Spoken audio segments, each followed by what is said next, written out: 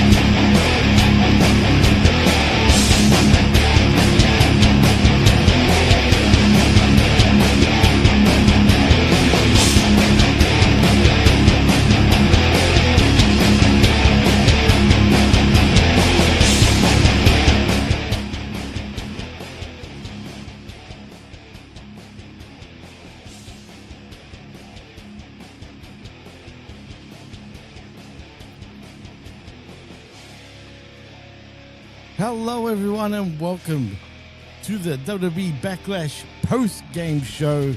I am your host Jimmy T. He is my co-host R to the B to the V. And we even got Let's Go Brandon in the house too. What's going on, fellas? And welcome to the Backlash review show live on Hamim Media Group's YouTube channel and of course channelattitude.com after the fact. Rick, I'll go to you first. What's the haps, man? That was a pretty hype Backlash. Jimmy T, you got us rocking out mosh pit style. I don't know about Backlash. I think I might have some whiplash from this headbanging over here, baby. But he said we are getting settled. It has been a magnificent day. Of course, hey, I got to wake up with you, Jimmy T, and now before I go to bed, we're back again. Hey, but we have got a very cool third man this time around, right? Yeah, absolutely. Let's go. The king of the watch-alongs. Let's go, Brandon. Yeah. He was bringing it to you, and now he's going to share some more of that insight as we talk Backlash. Absolutely. Brandon, what's going on, man? How was the watch-along?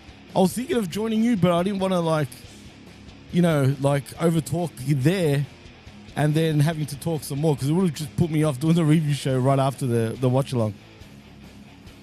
That's all good, man. No, it went well. Hanging with the chat, just watching some goofy-ass wrestling. It was a good night, and one of our guys, Gruss, was calling the R-Truth run-in. He nailed it. We were saying that too, actually. If you remember on the Smack Attack, Rick, we mentioned that R-Truth would be a possibility also to make the run-in. I mean, it was pretty obvious it was going to be something like that anyway, in my opinion. Very interesting, very interesting. We'll get to it. A lot of run-ins for that main event. And just like Oprah, Oprah. You get it RKO, you get it RKO, you get it RKO, you get it RKO. RKOs for everyone. And the Saint Lunatics were loving it. That place was explosive there in that main event. I mean, talking about Saint Lunatics, the crowd was pumped, man. It was hype pretty much the whole show. And I'm loving these WWE PLEs. Under 3 hours. It's perfect. You know what I mean? It's not overdoing, it's not overbearing. It just flew right past for me. Anyway. And to be honest, I felt like this whole show was lit up until the main event, to be fair, Rick. Are you leaving that music on the entire time? No, but don't worry. It's going to fade out. All right. Yeah, I enjoyed it myself. I'm not so sure if I'm down with these 7 p.m. Eastern start times. Of course, that's 6 p.m. local. Just because they regularly reminded us to make sure by 10 p.m. or, to tune on over to UFC. Best for business for them. I understand that. Hey, man, but the hustle and bustle, things going on a Saturday, especially on Mother's Day weekend. I know it's Mother's Day there for you, Jimmy T, but, here in the States, we got stuff going on all weekend. So a little rush. I had to catch the first part of this thing. It was a little awkward. I was out on the putting greens. Yeah, the windmills, the creeks, the putt course extraordinaire. And so I had the earbud in and it had the cock. I had 2 cocks in my pants. One I had Backlash trying to listen to on the back nine. You need to get the air horn for that one. I just want to go to the chat before we continue on. Labra says, give me less vignettes and commercials. There was a lot, man. There was a lot of commercials. Although, I will say the Old Spice commercials were pretty funny, in my opinion. and corny at the same time, especially the Miz one. Do you agree with me there, Brandon, or is it just me? To be fair, I don't think I saw any of the commercials on my feed. All I saw was packages and vignettes. Really interesting. Okay, that's odd. Well, the Old Spice, gotta pay them bills, baby. I mean, they were doing the Old Spice commercials. First one was with Truth was pretty funny. And Mello, was it Mello as well? I think, yeah, I'm pretty sure it was, wasn't it? And then in the second one was with Miz. It was just weird, but still, it was a lot of fun. And happy Mother's Day, by the way, to all the mothers out there. I don't know how many countries celebrate it like we do, but it doesn't matter because we do. So happy Mother's Day to all the mothers in the US and Australia and anywhere that they celebrate it. But anyway, Rick, what'd you feel was because to me, I felt like the show was pretty good all the way through, like I said, but it did fall flat come main event. But before we get there, let's just jump into the show because we start off with pretty much a banger of a match. I mean, I thoroughly enjoyed this match. It is for the United States Championship 4-way dance, mind you, between Jacob Fatu, your champion, against Drew McIntyre, Damian Priest, and LA Knight. And, I mean, where do I start with this match, Rick? I mean, how impressive. Like, see, to me, McIntyre really impressed me in this match and still managed to get himself over. And I feel like everyone's looking forward to a program between McIntyre and Jacob Fatu. Well, as I told you, they each had their unique roles. We talked about the sermon on the Smack Attack and what the dynamics that each competitor brought to this thing. You had Priest and LA Knight just really hungry for that competition to go out there, throw down, prove they're the best. Fatu doing what Fatu does. That werewolf is hungry. He's ready to maul anything that's in his way. You are just rotting flesh to him. You are meat, and he is hungry. That's what we got. But Drew McIntyre, he was the maniacal, meticulous. He was going to break it down. He was the mad scientist of this thing. What are you going to do? How are you going to take down a werewolf? You got to be a top-notch hunter. You got to be of the elite, and that's what Drew McIntyre was. And I thought that they all played their roles here. You're going to talk about the match a little bit. Unfortunately, though, a spot there where Drew hit his head, it looks like he might have suffered an injury. I'm getting that from Frito Scoops, William Alicia. Really? What spot did that occur? Do you remember or do you know? Was it towards like the ladder? Was it like the three-fourths of the way through the match there? You know what? Yeah. You know what? Actually, I'll take that back. I did remember thinking to myself when that happened that it looked like Drew hit his head on the concrete, man. Yes, that's like what it was. They overshot it by a little bit. And I noticed that and I'm like, oh, I hope he's not hurt. Then I saw the replay and I thought, nah, he should be all right. But if William Alicia is reporting on it, there's got to be some truth to it. And if that's the case, I feel bad for Drew because it's not his fault. Yeah, it's just one of those tough breaks there, as you said. You and I have been talking for weeks that we would have loved to have seen Drew and Fatu, that program going forward, or even Drew and LA Knight. We were, kind of excited for that as well. So a lot of potential, hopefully still on the table there for Mr. McIntyre. But yeah, report during the show from our very own Frito Scoops, Alicia. So I'll right now, he said it's early word, so it's a possibility, nothing set in stone yet. So hopefully it is that he's okay and able to bounce back. Well, yeah, let's hope so. Brandon, what do you think of this matchup particularly? Yeah, I thought it was a good match. Everybody got the chance to look good. And then we had, of course, the surprise debut of Jeff Cobb. Oh, that did shock me. I'll be honest. I was shocked, but at the same time, we're waiting for his debut. I mean, we all knew that he had signed with WWE, but boys, and I'll take it back to you, Brandon. Is it just me, or did Cobb look a little on the chunky, small side? He looked like, man, like, I hate to say it, but like an everyday bum off the street, man. Maybe not so much. More like one of those barrel-chested brawl bruisers, or even bar a bruisers. bar sort of fighter type of thing. I don't know. He looked out of shape, man. Rick, was I seeing things? Well, I don't know where you started becoming such a physique critique over there, man. You got everybody on lockdown. Are you selling gym memberships? Are you opening a gym? Is that what you're pushing here? He looked like the same old Jeff Cobb that I remember. But, to me, I think, Jimmy, you're all right. There was a lot of excitement. Still is a lot of excitement. People wondering what role would Cobb play? Where would he be inserted to this thing? All the speculation. Really didn't hear anyone talking about the Bloodline 2.0 there. But I guess they needed a Filipino flying Hawaiian to join the ranks. And I think it was a pleasant surprise, Big Pop. But it also, the intrigue, inside of that little disagreement, potentially inside of that bloodline with Fatu and Solo, stemming back to last night's SmackDown, where Solo was very adamant about they needed a new game plan. They needed to assure that business would be taken care of. In Fatu's mind, he had that game plan, and that was just to go out there and dominate and whoop ass. That was the game plan, to prove that he was by far superior to anybody that was going to step up to him. So obviously here, as we've seen the reaction from Fatu, who was very hesitant to use this assistance, that Solo was flying Solo in orchestrating this, if you will, effect in the match. Yeah, but see, how do you feel? So now I guess we're going to have to assume that he's pretty much going full-blown babyface at this point. I mean, why act like he can't? He almost looked like he was about to cry, dude. That's good. He wanted this so much to prove to everybody. Look, he's in there against the mega star who is mega over, who has held that title twice. Damian Priest, who was a heavyweight champion, been involved in some big matches. And Drew McIntyre, who's a multi-time champion. Absolutely. So, I mean, it's a big coming out to make a statement there. And although he wins, he retains. In his mind, what he wanted to prove was taken from him, maybe sitting in the back of his mind. So maybe there is going to be some growing resentment there towards Solo.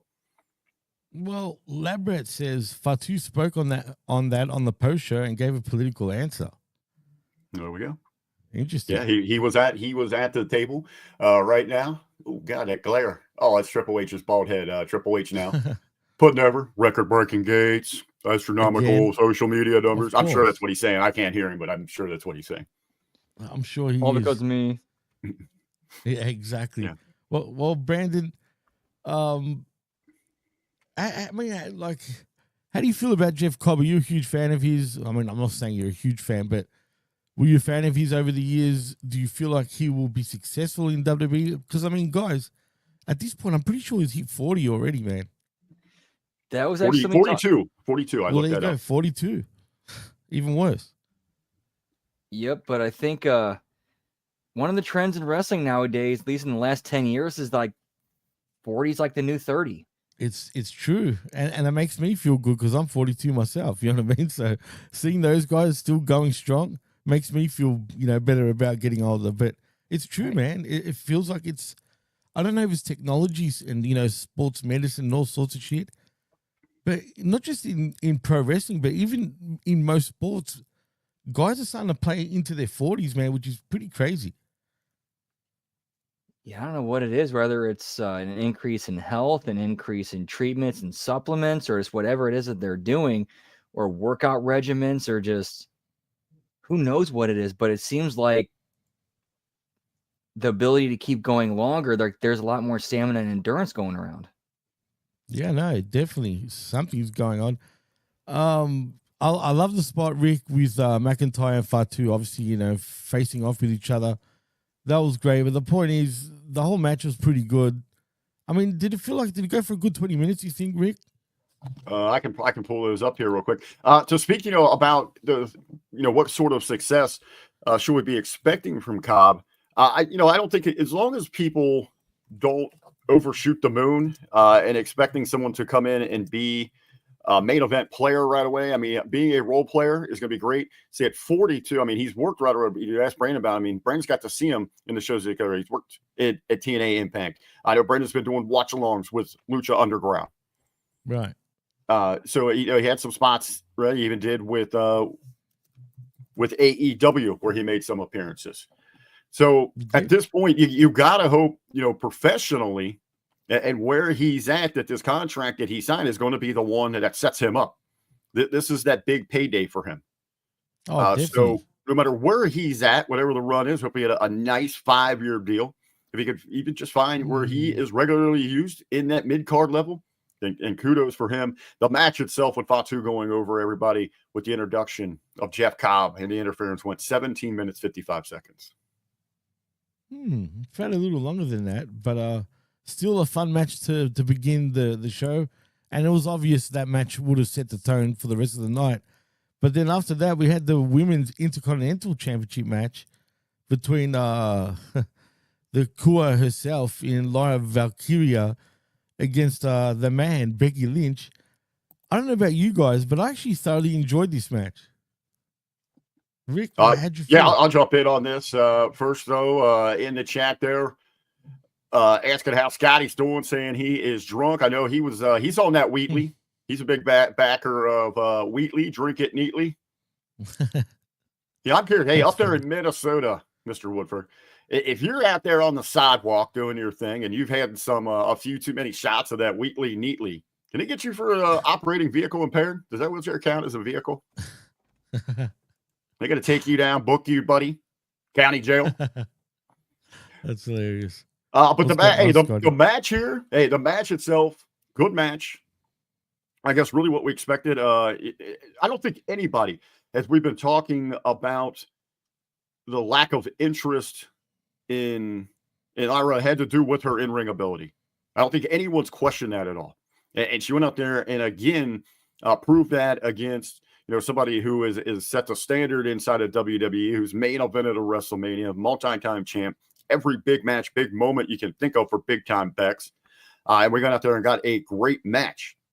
My concern here, in this one, hey, you were talking about times and you were surprised that last match only went 17:55. This one went 18:45. So they got more time. These two ladies got more time.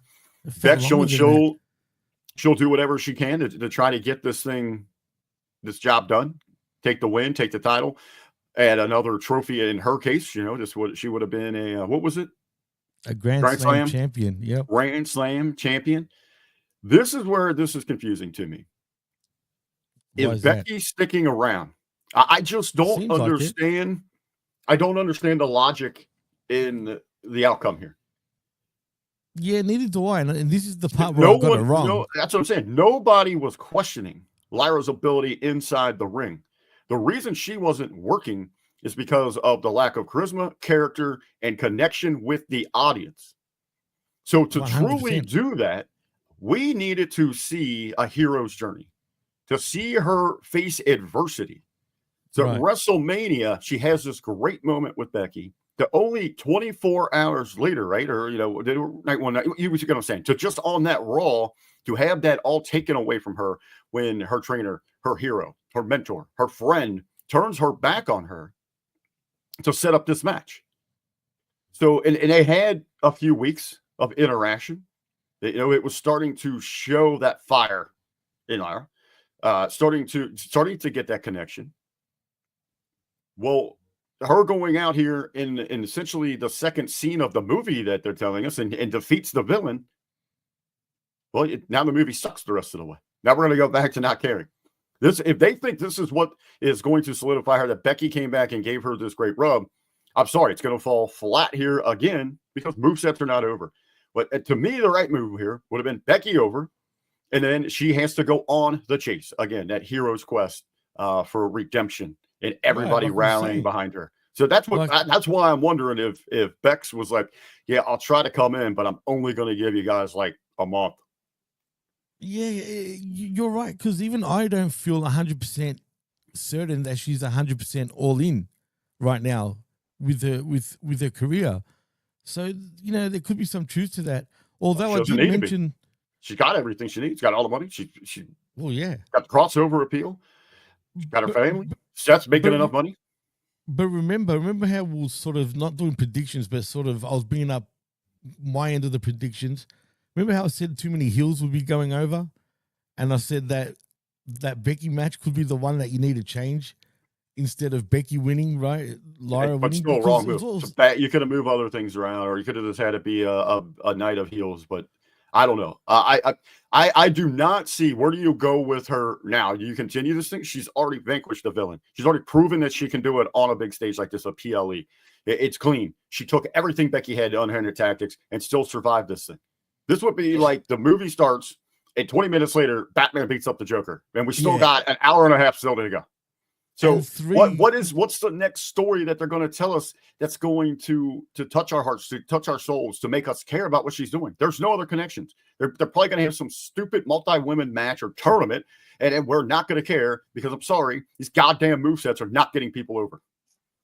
I agree with you, but I will say this: I felt like she did look a lot more confident in this match, which was different in many ways compared to normal. I mean, Brandon, what would you do at this point with Lyra? You know, do you feel like she's going to be getting over now at this point? Do you feel Becky gave her the proper rub? Or do you feel like, you know, Becky should have won this match and then maybe Lyra chase up until SummerSlam and that's when she gets her comeuppance? That's kind of how I would have written it, because you have everything set up where you have Becky to become like the first female Grand Slam champion. Right. Run with that. Like, this is basically like if in The Empire Strikes Back, Luke defeated Vader. Yeah, it's true. It's weird, man. And this is the only thing like I got wrong pretty much in the predictions. Like, and even then I wasn't 100% certain. But I mean, it is what it is. Oh, no way. Labrat says truth on the post show with Cena. Yeah, I'm looking. I'm going to it right here. You go ahead and keep on going. I'll when we get to it. Wait, did he take out truth? Yes. Oh. I'm so disappointed, by the way, for that. Well, we'll see how it goes now. Keep rolling with the show here. I'll let you when I get to it here on this. All right, no. Well, anyway, there was money in that. You could have had Cena like running with that, like using truth as using it as his patsy. I know they're fucking idiots. Hopefully, maybe that's still the case, though. I wouldn't think too much of it yet, Brandon, because I feel like truth might become like, think of Cena like a cult leader almost. You know what I mean? And truth is like all in on the Cena cult, you know, the C Nation cult. And then, you know, it'd be even funnier if you start getting some more fucking minions, like more followers and shit. And they're like, we're not worthy. That'll be funny. But anyway, Becky Lynch does lose after 3 manhandle slams. I mean, it was super Lyra, super cool. Because seriously, the match ended up, Rick, in my opinion, being overbooked towards the end. Yeah, and that's why I'm wondering, you know, they try to do a lot inside of this match. Are they quickly wrapping up the story between these two? So again, this is almost as big as a miss earlier in the year when they brought in Trish for like 10 days, you know, to try to help out maybe why we should root for Tiffy Stratton. You know, and we had hoped that maybe Trish would be the one to let her, you know, to humble her, to let her know, hey, I was there. I was in your mindset. I was this confident blonde that, you know, everybody had kind of pegged as the next big thing in wrestling. But I had to truly get there. I had to humble myself. We talked about that. She did. But they shotgunned it because they were just trying to get a pop there. If they think a 3-week rush is going to do any favors, I think it's going to backfire and set her way back. All right, so Cena's, so real quick here, from the presser here following Backlash, Cena's victory over Randy Orton. R-Truth, it's a very quick segment. R-Truth comes in. He's just he's talking to Cena here. Right. Cena's just not hearing it. It is a quick exchange.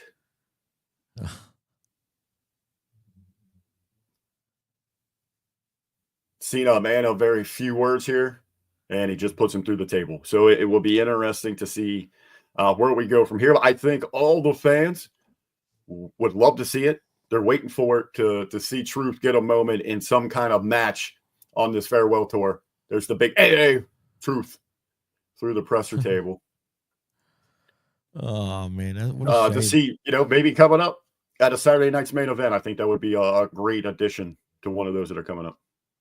Wouldn't it be a total squash? But then again, it probably wouldn't be, because we'll get to that actually shortly. But nevertheless, let's see what happens with Becky. Let's see what goes on with Lyra. I agree. It's not going to make her over. I did feel she was more confident. She can go in the ring, no doubt about it. No one actually says otherwise. She really can go in the ring. But there's nothing else to her. She's just boring and very Irish. No offense to any Irish people out there, but if you get my drift, she's got no personality, man.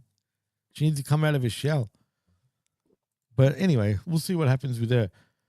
But what was next after that?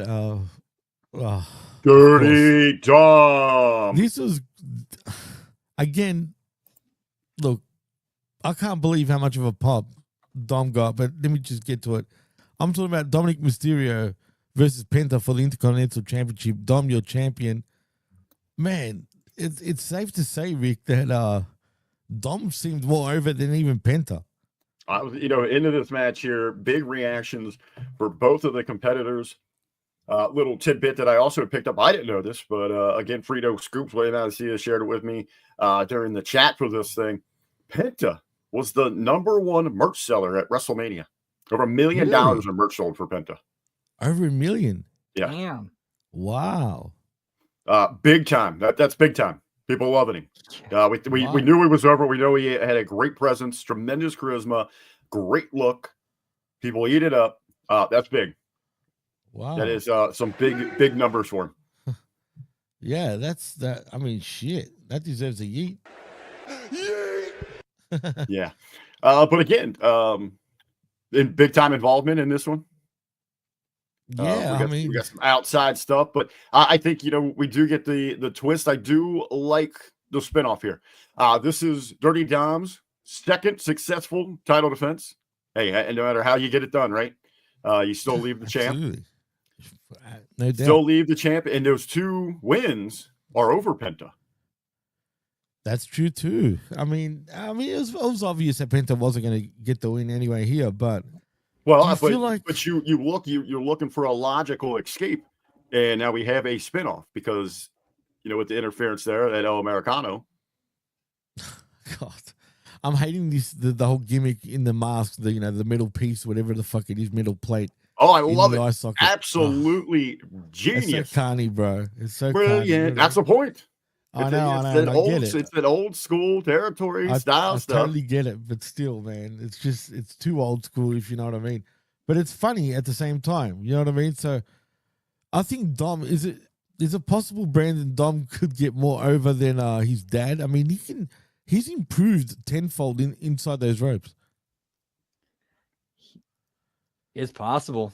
I mean, the potential is there. We'll just have to see where it goes. But yeah, I could definitely see that possibility happening. How'd you feel about the matchup more specifically? Did it go the way you thought it was going to go? I mean, did Penta look like a clown half the time with all the Judgment Day members? I mean, how'd you feel about the match? I thought it was all right. I mean, Penta I thought he looked kind of strong being able to fight off the other guys until, Americano showed up. Right. Fucking Grande Americano, man. Well, that's just like the way of the world. All the world wars, it's one power taking care of all these other forces, but the Americans show up and we shut it down, baby. That's what you get from El Americano, representing the greatest land in the nation. But I think it shows. All right, Penta was prepared for Judgment Day. He knew what was going to happen. They weren't going to bring a clean fight, especially with Dirty Dom. Ain't nothing clean about that, right? So it was a matter of time. He was prepared, but what he didn't see coming was that big old flying piece of metal crashing down on him, knocking him out, setting it up for the frog splash. 1, 2, 3. Yeah, Penta. Yeah. Take your merch sales and head back to Mexico. Oh boy, come on now. How long do you think this Grande Americano thing is going to last for? Do you think we can milk this for every year, say? Is it possible? 4 more years. I was about to say the exact same thing. Yeah, you got 4 years of material out of this thing. You think so? Oh, yeah. At least 4 years. But will they go, for the long haul, though? That's the thing, man. I don't trust them to be doing that. But then again, I hope I'm wrong. Oh, just all you need to do is watch the news cycle and just pull from there to create material. That's all you need. Yes, that's true. It's easy. Absolutely. I mean, wrestling shouldn't be hard. We got 3.5 more years of Trump. They could ride this thing out. But I am waiting for. They want to revitalize this tag scene. I'm waiting for this epic encounter. I know they're great fans of each other. I can't wait till they can sit down, have a meeting of the minds, put it together on paper. To just, again, maybe go down as one of the greatest tag teams of all time if we can get El Americano and Chad Gable together to maybe take on Penta and Phoenix. Well, dude, I mean, did you see? Remember Elias back in WWE? You know, walk with Elias. Yeah, doing his thing down there for Let's No, Go Brandon and the Vet, entertaining them on the Impact Attack. His brother made his debut in NXT. Elias is equal, baby. Yeah, Elijah. It's Elijah now. Yeah, okay. There's Ezekiel, Elijah, Eli, and Elias. I'm sure they're all going to be celebrating a little grill out tomorrow with their mom. I'm sure she is very proud of her 3 boys. I'm not going to lie, man. I was pretty happy for him to see him back in NXT, man. Brandon, I don't know how you felt, but like, I think there's a bit of a resurgence going on with Elijah, formerly known as Elias. Yeah, agreed. He's kind of reinvented himself. People are liking him. They're getting with the gimmick. And I thought it was cool when in NXT when they had did the part with him and when he eliminated Trick Williams, and it was like him and Hendry working together.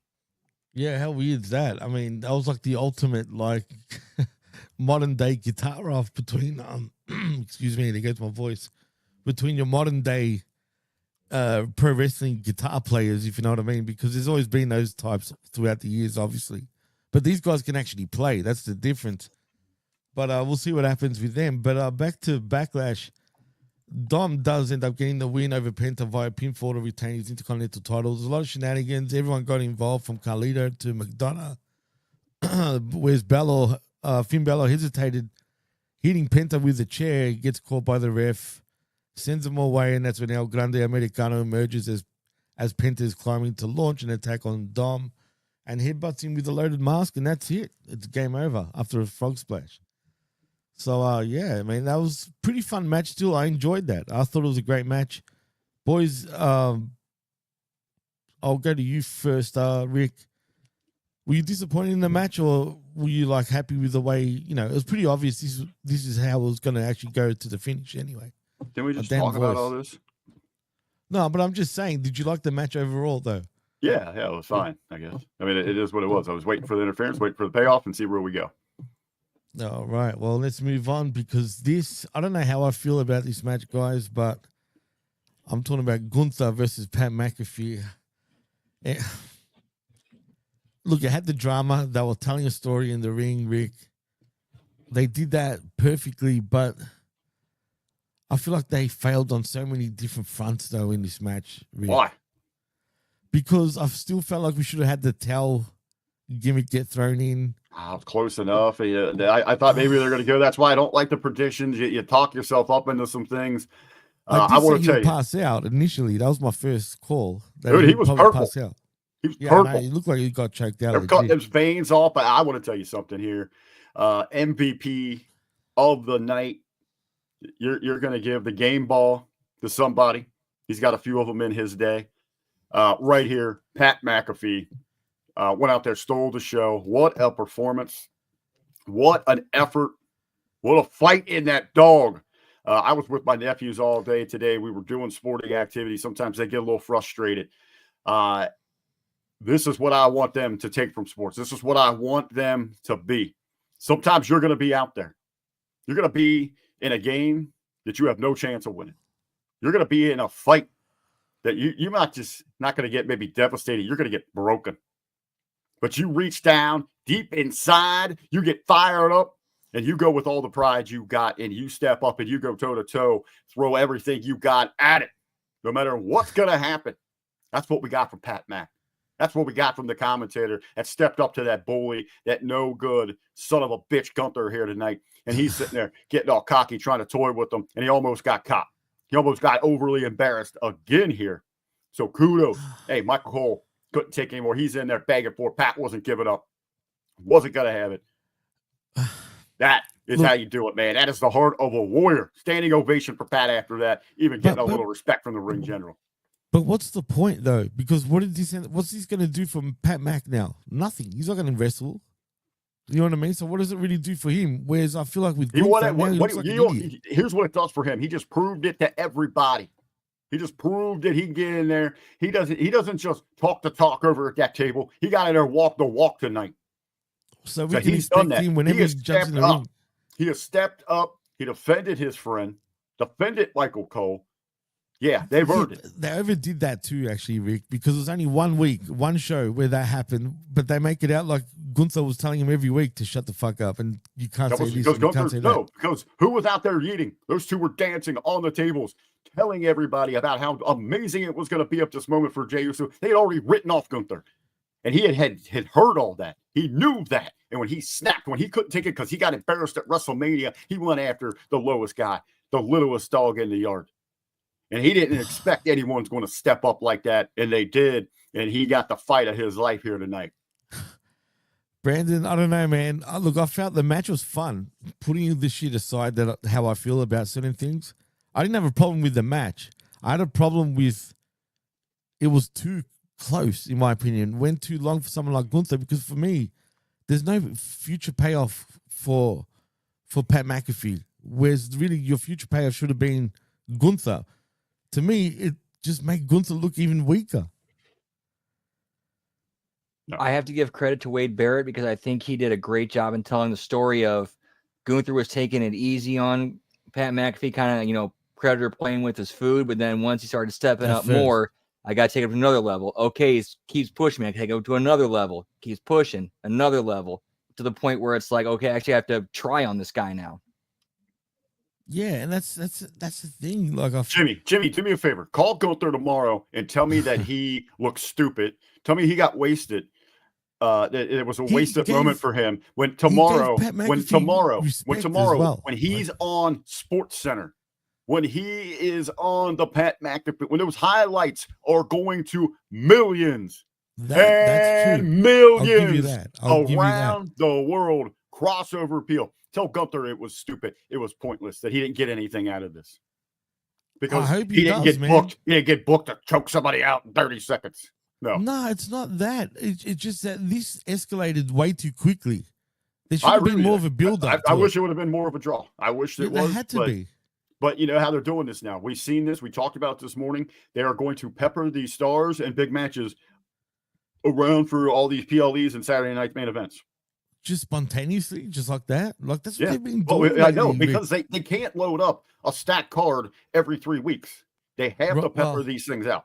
Like we got tonight during one of the ad breaks. Coming up at the next Saturday night's main event here in 2 weeks, and we're getting Logan Paul versus Jey Uso for the heavyweight championship. And to think how many guys and girls were off the card, actually. But still, regardless, that's how much depth I think WWE actually have, because even without a lot of the stars, it didn't matter. It still felt like a big and great show.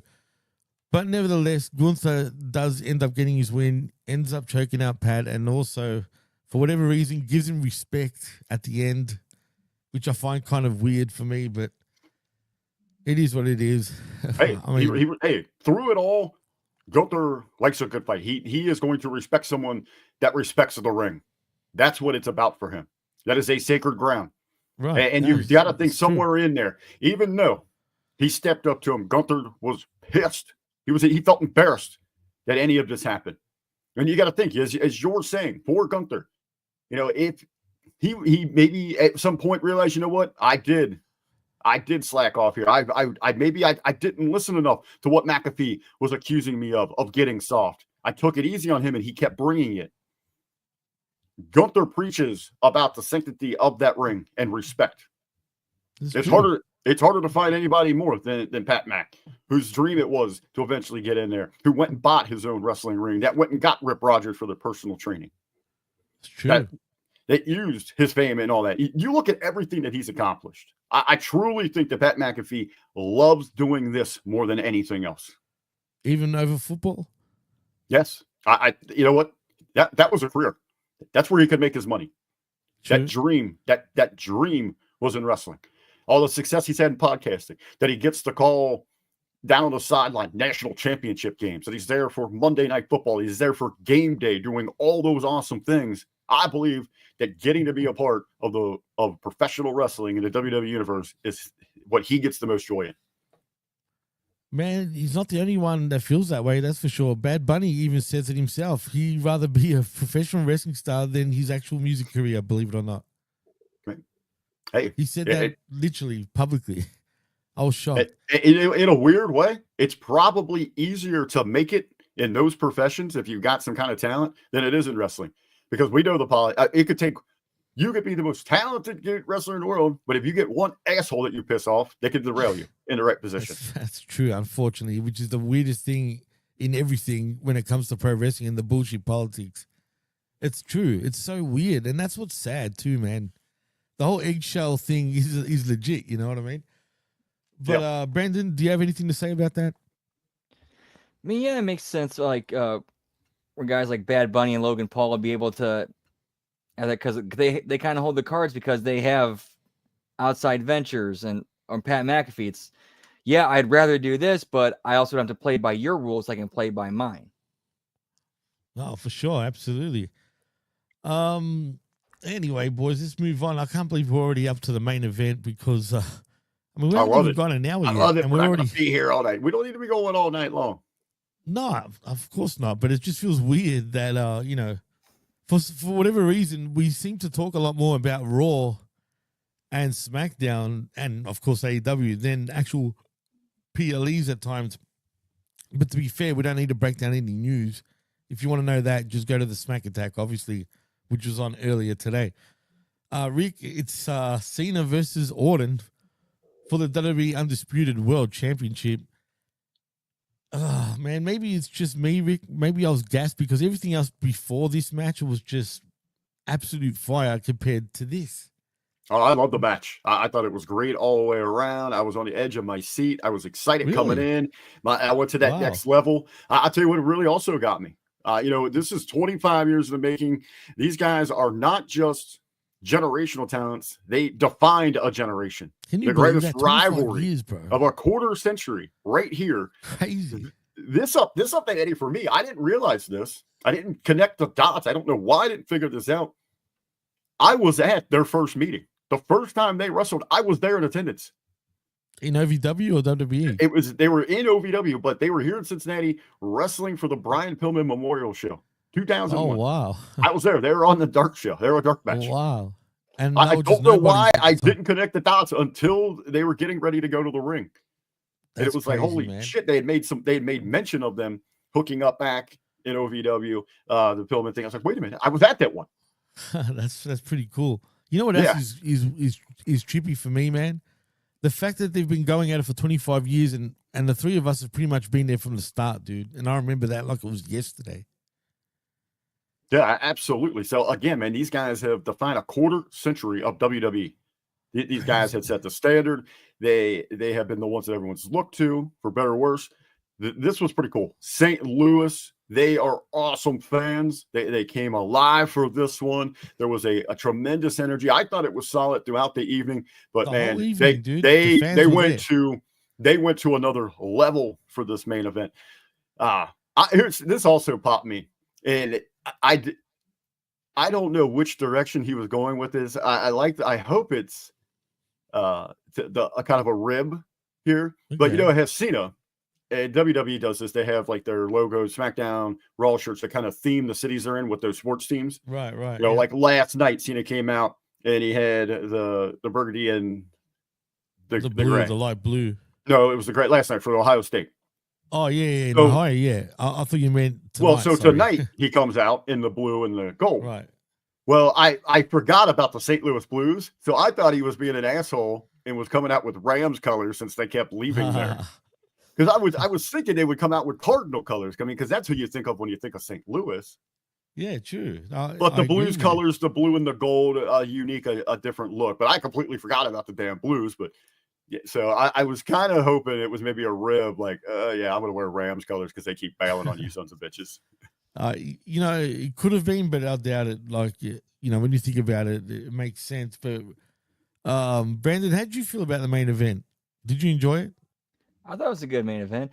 But as far as the whole Rams thing goes, we still got the last laugh on that because we ended up winning the lawsuit and got like, I don't know how many millions of dollars off of it. How many of those millions did they send you? None. I think a lot of it got squandered by Cena. Right.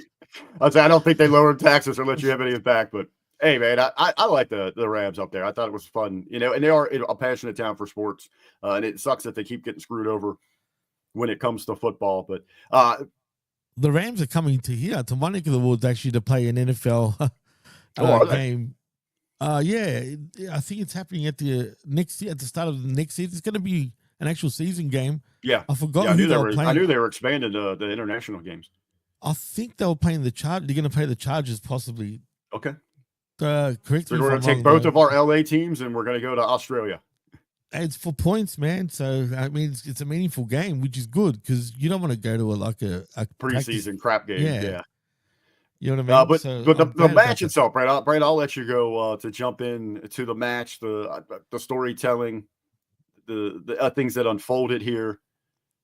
Match time, just a shy of a half hour, 27:50 on the clock. Yeah, long ass match. It was long, but you know what's weird? The storytelling was on point. Don't get me wrong, but I feel like Cena's regressed so much compared to like even 8 years ago. You know, when they showed like 2017, the 2017 match, which doesn't feel that long ago, it's night and day. But sorry, Brandon, what were you going to say about that? Yeah, I think that might be part of the whole thing of him like trying to take everything away from him that the fans like. I'm going to do as little as possible in the ring as well. I think it's smart though, because really it hides that weakness because he can use that to his advantage, which is actually a smart play on him to do that. In my opinion. Yeah, well, do the people want him going out there and doing suicide dives and working off the top and all? I mean, this is John Cena just slowing down his style. It's the way he takes bumps. He's become kind of scared to take certain bumps properly, if you know what I mean. Yeah, he's on a retirement tour. He wants to make sure that he has opportunities after retirement. Fair enough. I mean, it's a good point. We just talked about how these two have been feuding for 25 years. That's 25 years of a bump card. Absolutely. I mean, shit. But do you feel like I've read at some places that Cena basically is only like, he's retiring because, you know, it's not Vince that's running the company and he doesn't really want to be under this organization. I don't know if that's true or not, but that's what I've read on Reddit. Why would he? What is so great at Cena's age, getting 25 years, top of the company, has endless possibilities, so many doors that are opening for him, voiceovers, you know, Hollywood, whatever, you know, he might not be at the top of that game yet, but there's plenty of opportunities. Married now, you know, wants to settle down a little bit. And there's a lot of young guns coming up, man. It takes a lot to run at that level. You can only keep that tank fueled for so long. No, for sure, man. Don't get me wrong. And he had a tremendous, you got to remember, man, he was the ultimate hustler, politician. As great as a guy that they love us to believe. No, he's cut a lot of throats. Absolutely, man. And he admit that too. I mean, it's no secret. I mean, I've read all sorts of places. Yeah. Brock, who's Alex Riley? Oh, yeah. That was a bad one. That one was a bad one, man. Like real bad.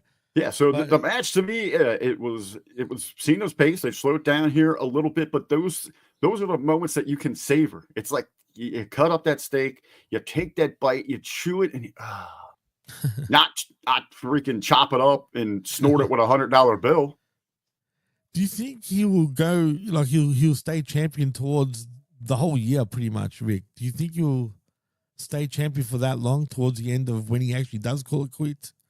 I guess it's going to be interesting to see where that might happen, because I mean we're going to have to get a lot rushed into this as people, unless there's the big swerve, and this is how he goes out, that he is finally vanquished, that someone does beat him to make sure that he is not the last real champion, that he doesn't retire with that belt. But but everyone's expecting the feel good moment.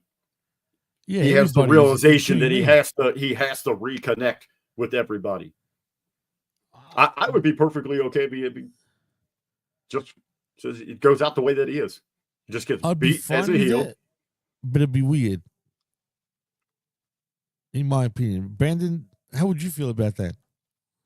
Yeah, that would be pretty weird. And this kind of goes back to the whole thing with everything with Triple H, The Rock, that kind of power struggle, the original plans, the infighting, where Cena's kind of the man caught in the middle and kind of has to go with the flow and make what he can out of it.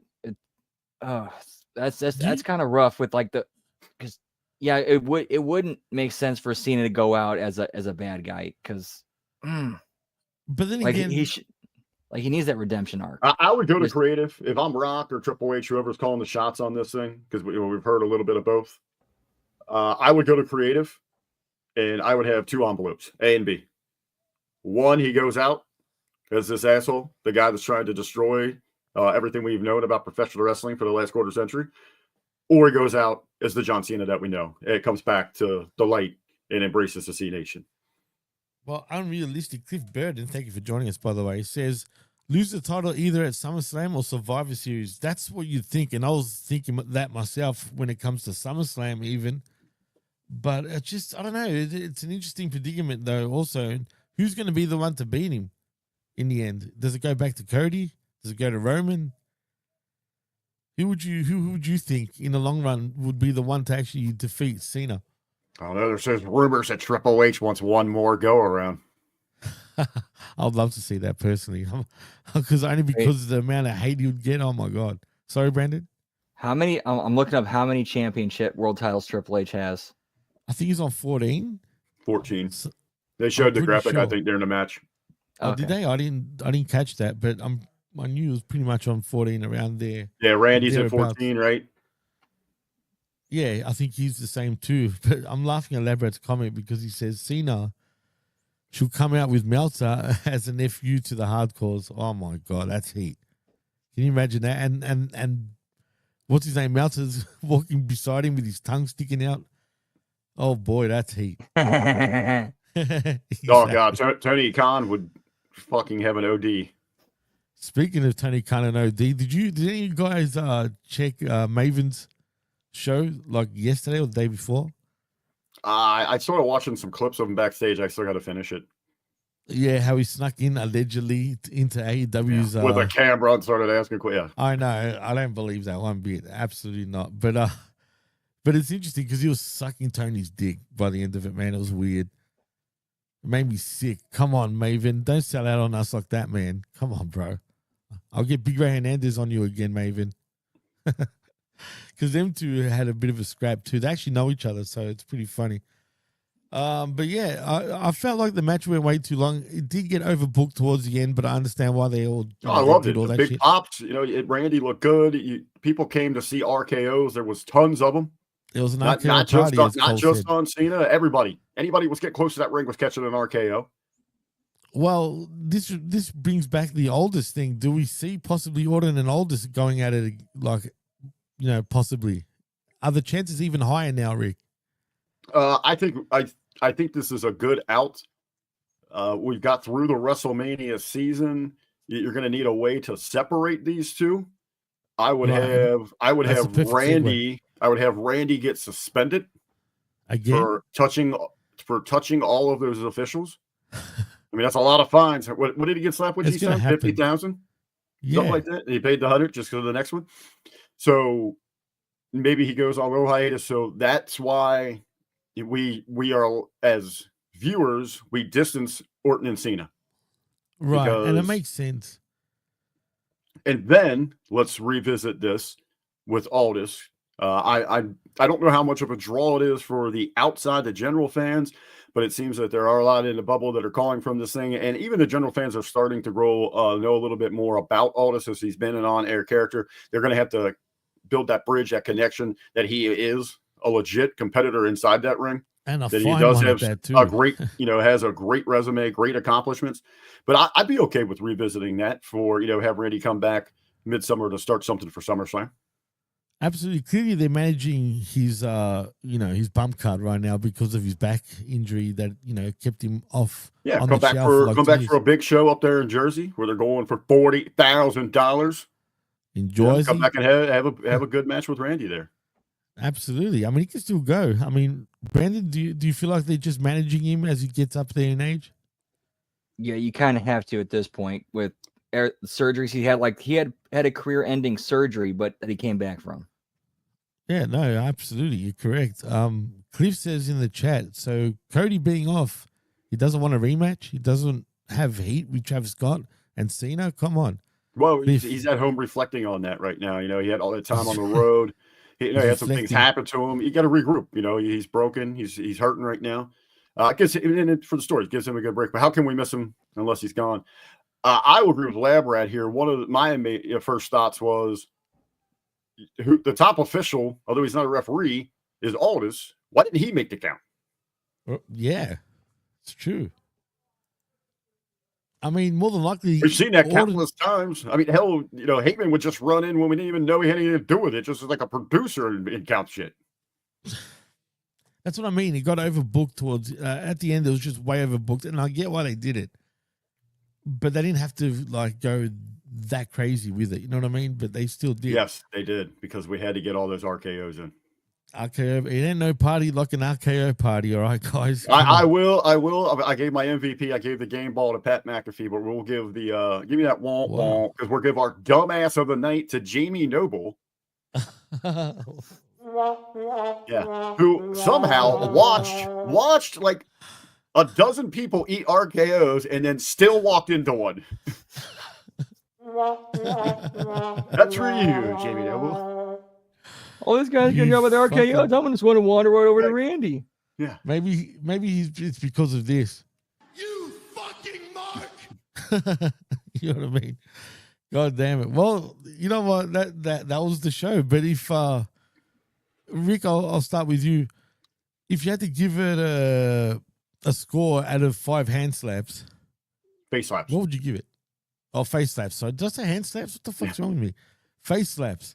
Hey, we get high what five. would you give it? True. You know what? All things considered, I look at these things a little bit different. I look at the presentation, the show formatting with the advertisers, all of that thing. I enjoyed it. There's a lot of that shit. I'm gonna go 3 3/4 stars, just shy of 4 stars. Or face slaps. I'm sorry. See. Yeah, you know what? That's fair. But I want to hear Brandon's rating first before I make my mind up. What would you give it, Brandon?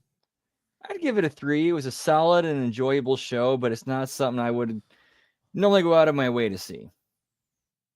Like something it'd be something I'd be satisfied to getting the highlights and results from, just like clips and whatnot.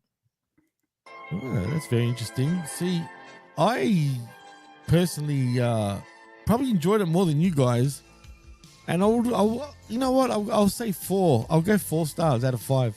Nice for me. I think certainly one of the most important things of it is, are you intrigued to tune in? And I am to Monday now. Yeah. They're still keeping me there regardless, you know what I mean? I mean, look, for me, it's more, see, what I hate, Rick, for example, I have to watch AEW shit now. Oh, you got to get jammed in there, huh? And I hate doing it right after a WWE PLE specifically because it's like night and day, man. Yeah, I usually try to give you words of encouragement from AEW. Did you watch? Have you already watched?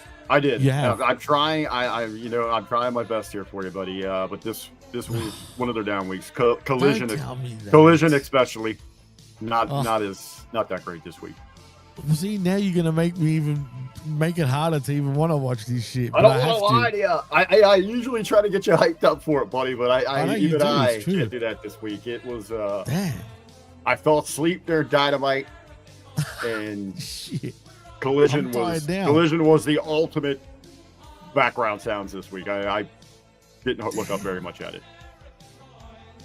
That's not good. That's not a good sign.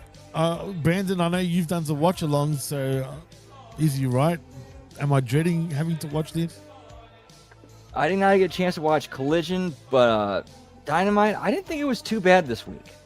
Okay, interesting. 2 different takes. Well, you did say more Collision is the weaker show right this week, but anyway, we'll find out because tune in later on tonight. Well, tomorrow actually. Tonight for me, for Direct Edge with myself and the vet. So I look forward to that. Under 12 hours away here in the States East Coast. Jesus Christ. Yes, 11 a.m. Eastern, just quietly. Jesus Christ is going to be there? You never know. It could pop up. Who knows? But Rick, tell them what you're up to. What are you doing? Where to follow you? And, the whole shtick. I am going to bed. So that's where I'm going to be. There are no wrestling shows tomorrow, so there's no potential of a run in there with Let's Go Brandon for a watch along. So probably catch me next on Monday Locker Room, the afternoon at 3 p.m. Eastern, right here on the channel with Ben Hami. Hour one of about hour 1.5, 90 minutes of watch along there with Brandon and Vet before the Impact Attack and who knows where. Run in Rick. That's what they call me now. Running Ricky. Yeah, I like it. Yeah. Brandon, tell them what you're up to, what you're doing, and where to follow you, man. You can catch me on Twitter, or as the kids call it these days, the X at LG Brandon Whoop. I am also on Twitch at twitch.tv/LG Brandon Whoop Whoop. And of course, pretty much every day of the week here on HMG YouTube, tomorrow night we got HMG After Dark. We're going to be doing episodes 5, 6, and 7 of Lucha Underground. And of course, Monday, the Raw Watch Along, Impact Attack, and then Tuesday, late start, NXT Watch Along after the A Show. Oh, nice. You know what? I might even join you on some of those Lucha Underground watch alongs because I thoroughly enjoyed them when they were first, out a few years back now, man. So I'm actually excited for you watching them, even though I'm sure you've already watched them, right? No, first time. Oh, now I'm even more excited that it's your first time. You're going to love it, dude. If you go into it for what it is, I'm telling you now, it's very underrated. I've been enjoying what I've seen so far. Oh, good man. Like this is the most interesting I've seen Ricochet ever be. Yeah, because he's got a mask on as Prince Puma. That's why. Yeah, and Conan's doing the talking for him. Yeah, exactly. Apparently, you have never seen him with a thumb up his ass. Nor do I want to. Jesus Christ. You fucking mark! Anyway, well, that threw me off. Well, you can follow me at DJ Mass Effects. I can't interact with you. It says I don't follow anybody, but that's bullshit. That's Elon fucking with my account. But it's still there. You can follow me. Apparently, I follow no one. I don't know why. But anyway, that's on the X. Also at the PWC network, by the way. But like and subscribe right here at Hameen Media Group's YouTube channel. We're always giving you great content every day of the week, pretty much. If it's not us, it's Let's Go Brandon. And if it's not Let's Go Brandon, it's Ben Hameen. It is everybody putting in the work right here at Hameen Media Group and at channelattitude.com, of course. So please just keep liking, keep subscribing, keep sharing, and tell everybody all about us because we will continue to give you all the best content in the world of pro wrestling and even pop culture in general. And beyond. Anyway, and beyond, exactly. So in saying that, look out for that wreckage at 11 a.m. Eastern tomorrow morning with myself and the Vet where we talk AEW. Of course, also I Like a Raw with myself and Big Ray Hernandez Tuesday mornings at 10 a.m. and the Smack Attack with myself and R to the B to the V where we talk all things Smack It Down. So in saying that, I am Jimmy T. That is R to the B to the V. And that is Let's Go Brandon. And you've been listening and watching the WWE post-game show right here on Hameen Media Group's YouTube channel and channelattitude.com after the fact. See you later. Until next time, take care. Peace.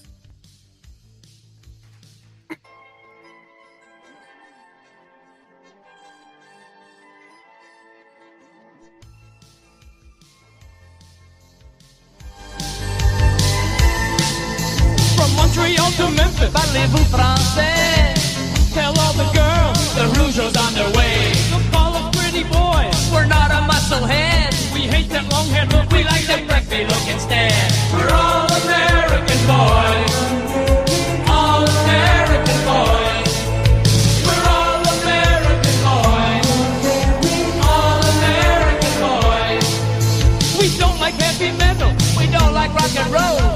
All we like to listen to is Barry Manilow. On peut pas les sentir, dans le monde ils sont les pires. On aime les faire fâcher quand on dit we love the USA. Hey, we're all American boys, all American boys. We're all American boys, all American boys.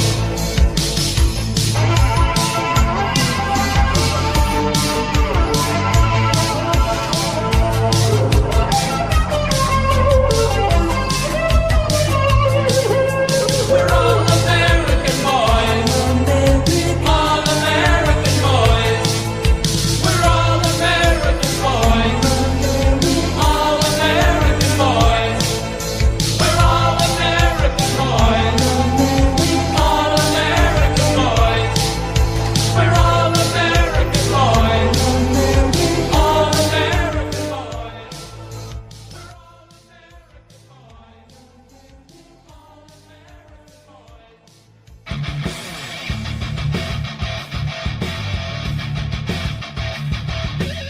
This is Channel Attitude. Your voice, your right, your freedom.